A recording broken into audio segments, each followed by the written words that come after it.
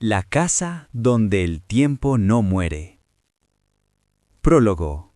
El año que abrió la puerta. En el invierno de 1927, cuando la niebla caía espesa sobre el pequeño pueblo de Valdemora, ocurrió algo que los habitantes jamás olvidarían. Valdemora era un lugar olvidado por el mundo. Apenas 300 almas vivían allí. Calles de tierra, casas de madera, y en lo alto de una colina, la vieja Casa Montalbán. La casa había sido construida en 1899 por don Evaristo Montalbán, un hombre rico, solitario y obsesionado con vencer a la muerte. Los registros parroquiales indicaban que su esposa falleció en 1903 en circunstancias inexplicables. Su hijo desapareció en 1905. Desde entonces, nadie volvió a vivir allí, hasta 1927. El regreso de la sangre. En marzo de 1927, una joven maestra llamada Clara Montalbán llegó al pueblo. Decía ser sobrina nieta de don Evaristo. Nadie pudo comprobarlo. Compró la casa por una suma ridícula. Los primeros meses fueron tranquilos. Clara enseñaba a los niños del pueblo durante el día y regresaba a la casa al anochecer. Pero en septiembre de ese mismo año comenzaron los rumores. Los vecinos afirmaban ver luces encendidas en habitaciones clausuradas. Se escuchaban pasos cuando Clara no estaba. Y cada madrugada, exactamente a las 3:33, un grito desgarrador se oía desde la colina. El cura del pueblo, el padre Ignacio, decidió intervenir. El diario prohibido. En noviembre de 1927, el padre Ignacio visitó la casa. Clara lo recibió con amabilidad excesiva. Fue entonces cuando el sacerdote vio el sótano. En una habitación secreta detrás de una biblioteca giratoria, encontró un diario antiguo. Era de don Evaristo. Las páginas relataban experimentos macabros, rituales, símbolos dibujados con sangre, intentos por retener el alma en la carne. Una anotación fechada en octubre de 1904 decía: «El cuerpo muere, pero el dolor permanece. Si el dolor es eterno, entonces el alma también». El padre Ignacio comprendió que algo había quedado inconcluso, y alguien lo estaba retomando. La primera desaparición. En enero de 1928, el niño Tomás Herrera desapareció. Tenía apenas 8 años. La última vez que lo vieron, caminaba cerca de la colina. El pueblo organizó una búsqueda. Encontraron huellas que conducían hacia la casa Montalbán, pero ninguna que saliera. Clara negó todo. La tensión creció. El ritual de febrero. El 14 de febrero de 1928, una tormenta eléctrica azotó Valdemora. Rayos cayeron cerca de la colina. Esa noche varios vecinos vieron una silueta en la ventana superior de la casa. No era Clara, era demasiado alta, demasiado delgada. El padre Ignacio reunió valor y regresó con varios hombres del pueblo. Lo que encontraron en el sótano cambió la historia del lugar para siempre. En el centro de la habitación había un círculo de símbolos antiguos. Dentro, el cuerpo de Tomás, intacto, pero pálido como la cera. Y frente a él, Clara, recitando palabras en un idioma desconocido. Cuando la interrumpieron, algo ocurrió. Las velas se apagaron al mismo tiempo. El aire se volvió helado, y Clara sonrió. La noche que nadie recuerda. Nadie en el pueblo pudo explicar con claridad qué pasó después. Algunos dijeron que Clara se desvaneció. Otros afirmaron que su cuerpo se descompuso frente a ellos. Pero todos coincidieron en algo. Una segunda figura emergió de la oscuridad del sótano. Alta, retorcida, con el rostro cubierto por una sombra imposible. El padre Ignacio intentó rezar, pero su voz no salía. Y entonces todo quedó en negro. El silencio posterior. A la mañana siguiente, la casa estaba vacía. Clara había desaparecido. El cuerpo del niño ya no estaba.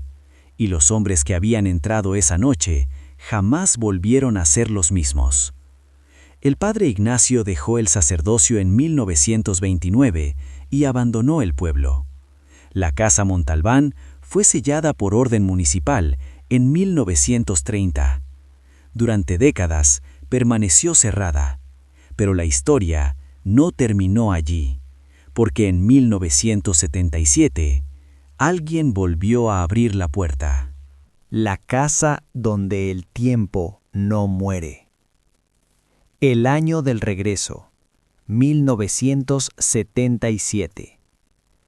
50 años después de los sucesos que marcaron a Valdemora, la casa Montalbán volvió a abrir sus puertas. En abril de 1977, un historiador llamado Julián Ortega llegó al pueblo. Especialista en tradiciones oscuras y fenómenos sin explicación, había escuchado rumores sobre desapariciones sin resolver, sobre un sacerdote que perdió la fe y sobre una familia marcada por tragedias imposibles. Julián no creía en fantasmas. Creía en pruebas. Alquiló la casa por 6 meses con la intención de documentar su historia y desmentir la leyenda. Lo que no sabía era que estaba entrando en una herida que nunca cerró. Las grabaciones prohibidas. Julián instaló cámaras de video, enormes, pesadas, de tecnología rudimentaria para la época, y grabadoras de audio en cada habitación. Durante las primeras semanas nada ocurrió, pero en mayo comenzaron las anomalías.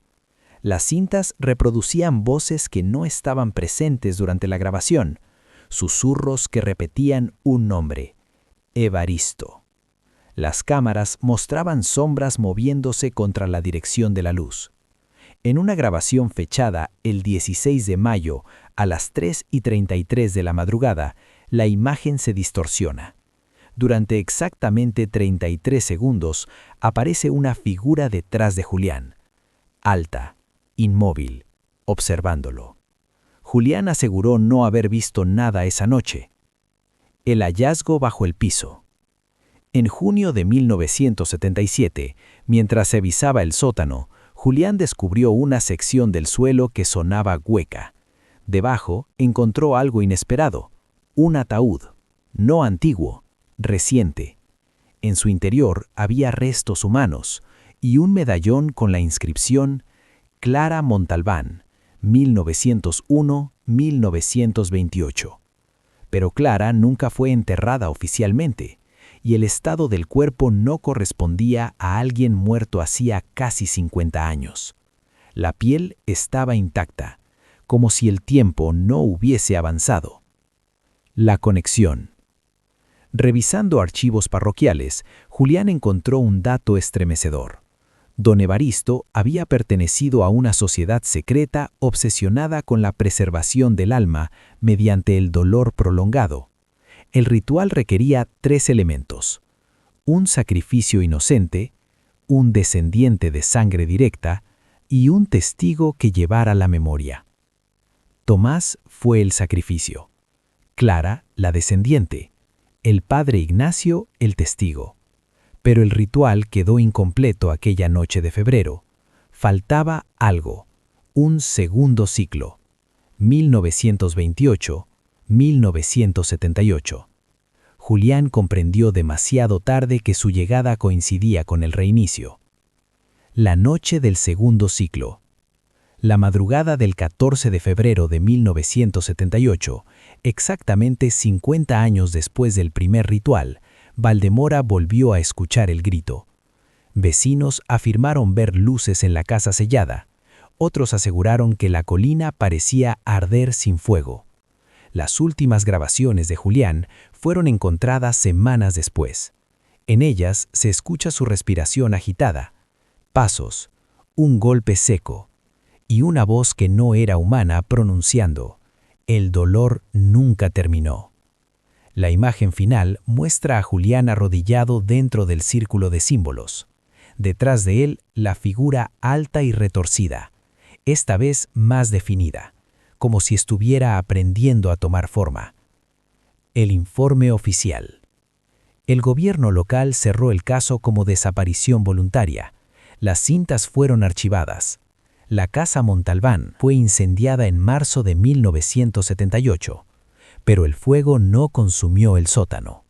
Los obreros que participaron en la demolición declararon que bajo los escombros el círculo de símbolos seguía intacto, tallado en piedra, imposible de borrar. El último registro.